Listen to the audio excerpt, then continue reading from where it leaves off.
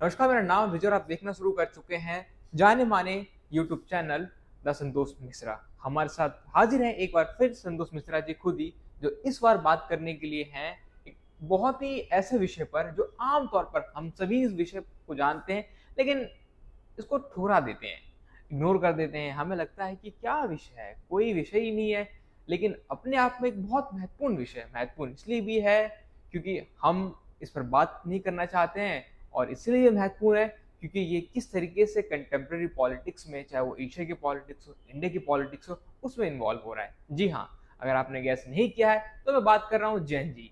कैसे जैन जी इस टाइम पे अपने आप को जान रहा है और नहीं जान रहा है, इसी सारी चीज़ों पर बात करने के लिए हमारे साथ है संतोष मिश्रा जी। बहुत-बहुत धन्यवाद मिश्रा जी, आपने अपना इतना कीमती समय निकाला है इस विषय पर बात करने के लिए। नमस्कार और आपका भी धन्यवाद।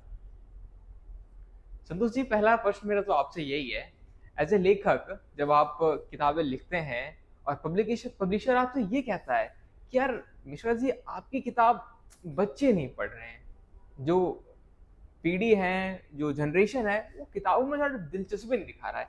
तो आप कैसे देखते हैं इस चीज़ को? क्या आपको चोट लगता है कि भाई जनरेशन जेन ज़ी लोग क्यों नहीं किताबें पढ़ रहे हैं? क्या दुश्मनी है उनकी किताबों से? देखिए, अब जो सोशल मीडिया का ज़माना है, बाकी तो ऑनलाइन अवेलेबल होती हैं बहुत सारी चीज़ें। जहाँ तक किताबों की बात है, अब जो बच्चा है वो शॉर्टकट तरीके ज़्यादा अपना रहा है।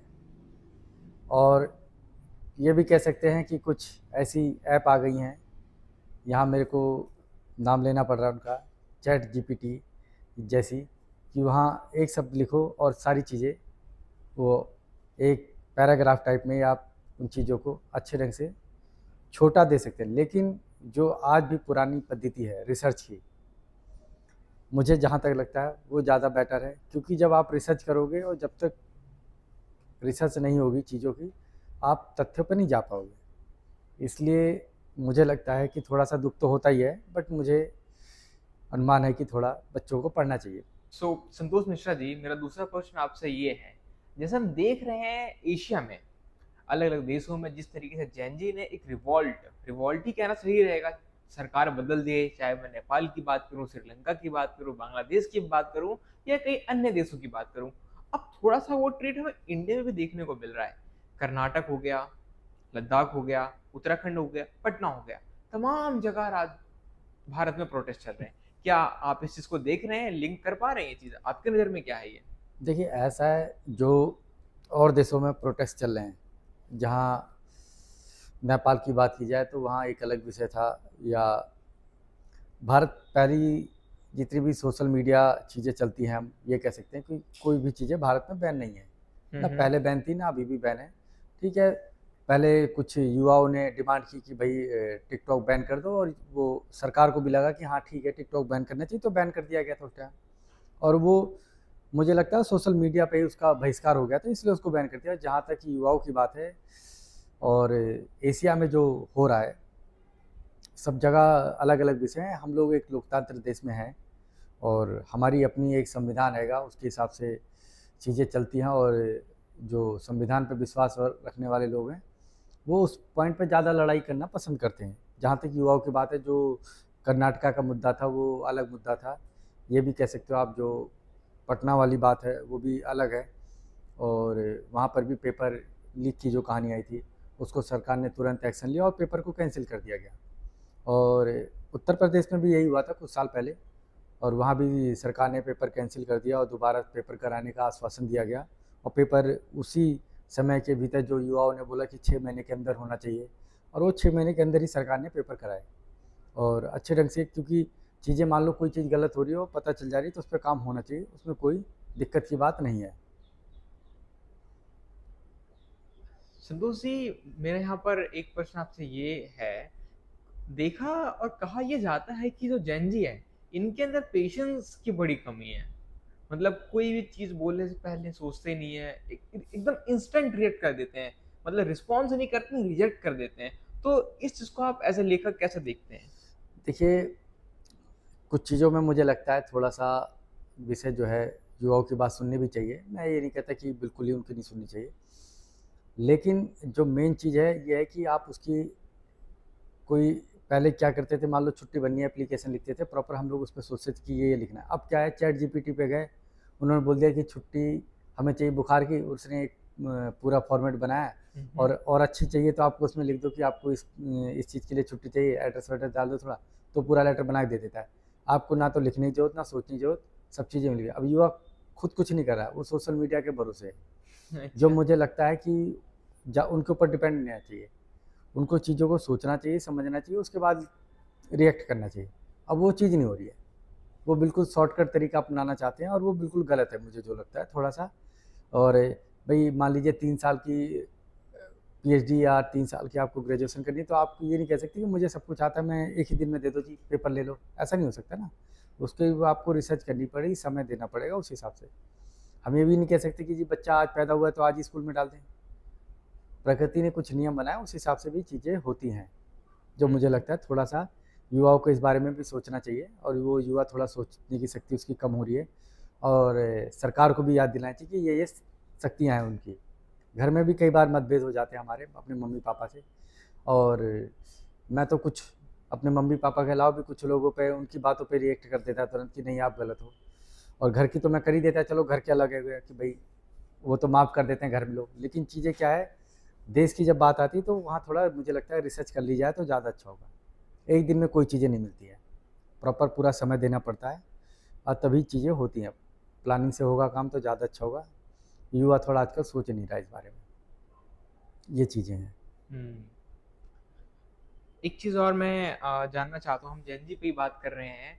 एक चीज़ और ये कहा जाता है कि जेन जी जो लोग हैं, वो वर्क प्लेस में थोड़ा-सा काम को लेकर बहुत सीरियस हो जाते हैं। Serious in the sense of कि अगर किसी ने फीडबैक दिया है, तो वो फीडबैक पॉजिटिव वे में लेते ही नहीं है। वो लेते हैं नेगेटिव वे में कि अच्छा मेरे काम पे गलती निकालोगे, ऐसा कैसे?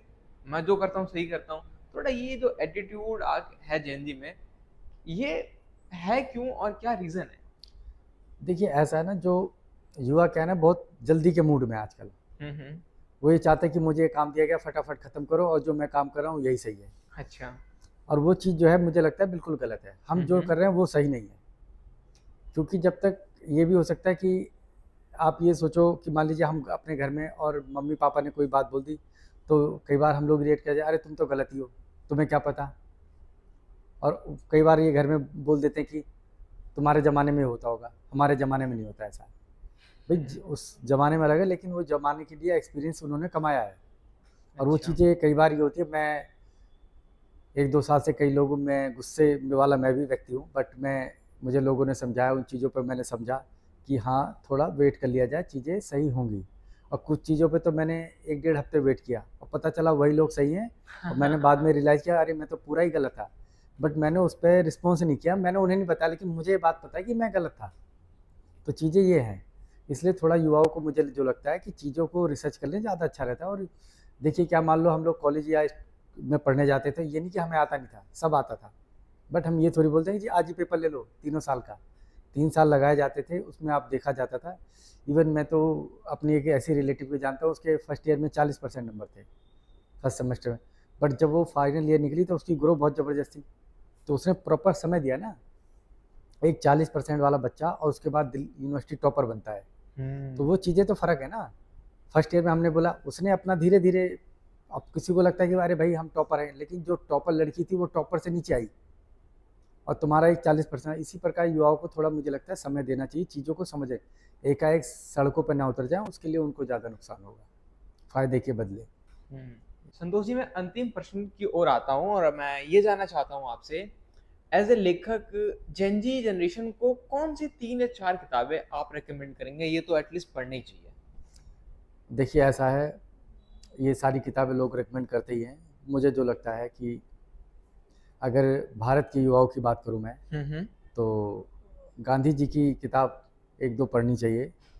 वो अपने हिसाब से देख लें उन्हें कौन-सी सही लगती है और कौन-सी भाषा में। क्योंकि हम एक ऐसे देश में पैदा हुए हैं कि जहाँ पे क्षेत्र, और आप क्षेत्र भी कई बार तो एक प्रांत में ही कई भाषाएँ हो जाती हुँ, हैं। हुँ। तो वो भी देख सकते हैं, और विवेकानंद को ज़रूर पढ़ना चाहिए, क्योंकि और थोड़ा पीछे चले जाएँ तो, और शहीद भगत सिंह को ज़रूर पढ़ें लोग। और भी ज़्यादा मन है, तो मैं एक किताब और सजेस्ट करता हूँ, लेकिन वो थोड़ा लोग ये बोलेंगे कि ये एक धर्म विशेष की बात कर रहे हैं, तो धर्म विशेष से ना रखिए, उस किताब को अलग से भी पढ़ा जा सकता है। तो जब तक आप चीज़ों को पढ़ोगे नहीं, पता नहीं चलेगा। इसलिए भगवत गीता भी आप लोगों को मैं सजेस्ट कर सकता हूँ कि वो भी पढ़नी चाहिए। और तीनों ही किताबें अपने क्षेत्र में, ये जो लोग थे बिल्कुल अलग हैं। आप ये कह सकते हो कि आज़ादी की बात की जाए या उससे पहले की बात की जाए, और आज़ादी की उस लड़ाई की टाइम की बात की जाए, और एग्रेसिव मोड में जिसे कह सकते हैं, तो उसमें आप ये कह सकते हो गांधी जी सॉफ्ट कॉर्नर थे, तो शहीद भगत सिंह के बारे में अलग अलग चीज़ें उस समय कही जाती थी। अब भी बहुत से लोग कहते हैं कि वो अलग चीज़ें थी। ऐसे विवेकानंद की अगर हम लोग युवाओं की बात करें, तो उनको पढ़नी चाहिए कि इस उम्र में भी उन्होंने देश के लिए या दुनिया में जो छाप छोड़ी वो बहुत हटके है।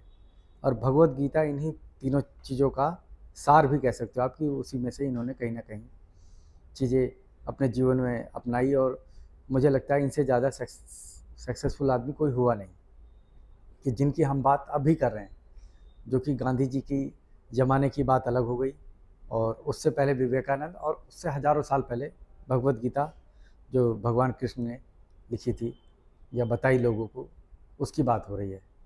या शहीद भगत सिंह की जो चर्चा यहाँ जरूरी, क्योंकि वो भी युवा ही थे, 22-23 साल की उम्र में देश के प्रति इतना समर्पण, तो मुझे लगता है उन्होंने भी देश को कहीं ना कहीं ये चीज़ें थोड़ा सा लोगों को अपनानी चाहिए जीवन में। बहुत बहुत धन्यवाद संतोष मिश्रा जी, आपने इतने बेबाकी से और इतने अच्छे तरीके से इस इशू को आपने संबोधित किया, जहाँ पर आमतौर पर लोग बचना ही क्या, वो इग्नोर ही कर देते थे कि यार जेन जी का क्या इशू है, मतलब जनरेशन ही तो है, हर जनरेशन आती है, खामियां होती हैं, चीज़ें होती हैं, ठीक हो जाती हैं। लेकिन एक चीज़ जो हम देख रहे थे जेन जी जनरेशन को लेकर, कई सारे नेगेटिव चीज़ें आ रहे थे, कई सारे बातें बन रही थी, बट आपने हर एक पहलू पर इतने अच्छे तरीके से, इतने साइंटिफिक तरीके से बात करी कि कोई भी व्यक्ति बिल्कुल आपकी इनमें से तीन में से एक किताब जरूर पढ़ना पसंद करेगा। बहुत बहुत धन्यवाद। आपका भी धन्यवाद।